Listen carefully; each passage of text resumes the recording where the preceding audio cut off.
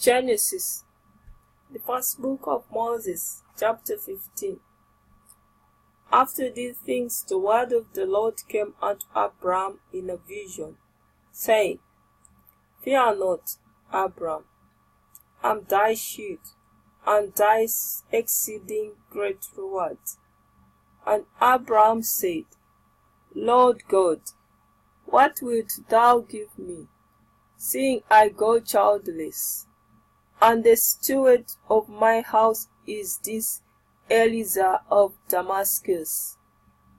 And Abram said, Behold, to me thou hast given no seed, and lo, one born in mine house is mine heir. And behold, the word of the Lord came unto him, saying, This shall not be thine heir, but he that shall come forth out of thine own bowels shall be thine heir. And he brought him forth abroad, and said, Look now toward heaven, and tell the stars, if thou be able to number them. And he said unto him, So shall thy seed be. And he believed in the Lord, and counted it to him for righteousness. And he said unto him, I am the Lord that brought thee out of Ur of the Chaldees, to give thee this land to inherit it. And he said, Lord God, whereby shall I know that I shall inherit it?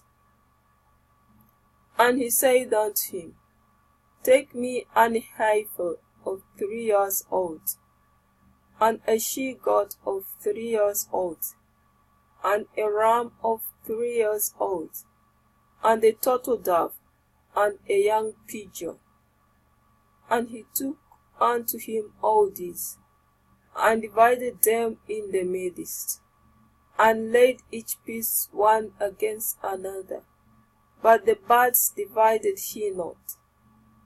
And when the fowls came down upon the carcasses, Abraham drove them away. And when the sun was going down, a deep sleep fell upon Abram. And lo, an horror of great darkness fell upon him.